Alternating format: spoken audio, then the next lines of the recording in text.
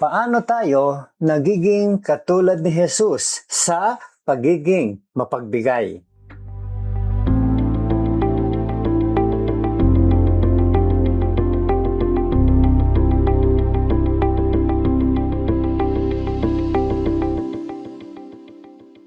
Kamusta po kayo? Pastor Arnold po. May isang napakagandang transformation na nangyayari kapag pinipili natin maging generous sa bawat area ng buhay natin. Unti-unting nawawala ang kapit ng materialism sa puso natin.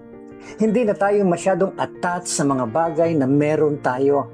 Sa halip, mas lumalawak ang puso natin para sa Diyos at para sa ibang tao. Pero ito ang mas maganda. Habang natututo tayong maging generous, may binabago ang Diyos sa atin. Habang natututo tayong maging generous, mas nagiging katulad tayo ni Jesus. Ano ba ang isa sa mga katangian ni Jesus? Si Jesus ay sobrang generous. Ang kanyang generosity ay hindi lang sapat. Ito ay overflowing, sobra-sobra at walang kapantay. Kung iisipin natin, lahat na meron tayo ay galing sa Kanya. Ang hangin na nilalanghap natin, ang tubig na iniinom natin, ang pag-iisip natin, ang tibok ng puso natin, ang talento natin, ang mga opportunity na dumarating sa atin, ang pamilya, mga kaibigan, at maging ang mga ari-arian natin.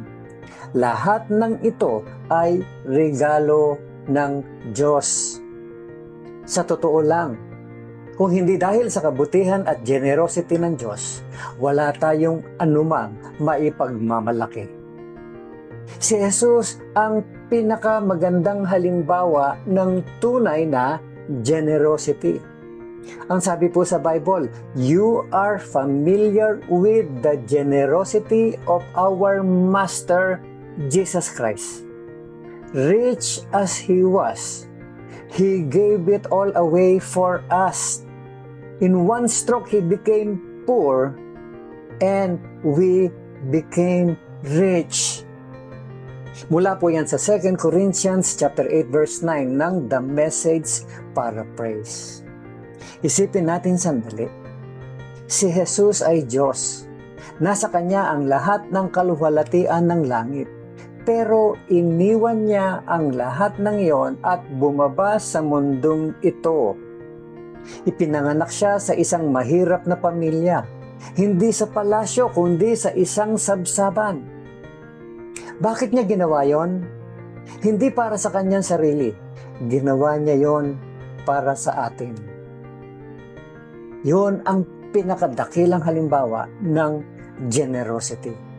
For God so loved the world that He gave His only Son.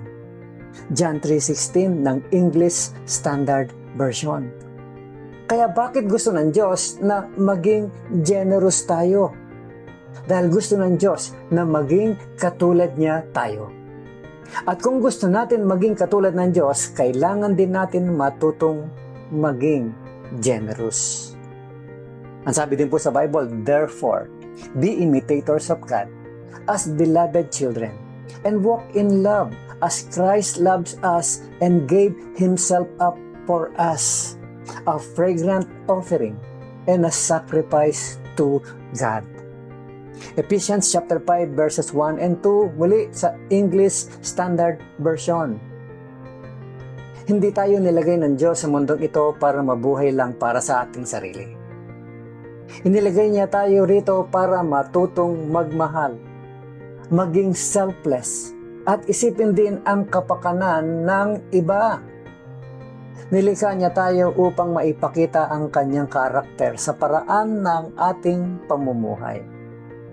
Kaya gusto kitang tanungin ngayon, paano mo naipapakita ang generosity ni Jesus sa buhay mo? Sa tuwing nagiging generous ka sa oras mo, sa resources mo, sa influence mo, o sa pagmamahal mo sa iba, unti-unti kang nagiging mas katulad ni Jesus. Think about this, my friend. When have you experienced becoming less materialistic as a result of your generosity? May pagkakataon ba sa buhay mo na dahil naging generous ka, napansin mong hindi ka nagaanong nakakapit sa mga material na bagay? Pangalawa, think about this. If you wanted to be generous like Jesus, what are some of the ways you would give your time, resources, and talents? Kung gusto mong maging generous katulad ni Jesus, paano mo ito maisa sa buhay ngayong linggo? At ang panghuli, think about this.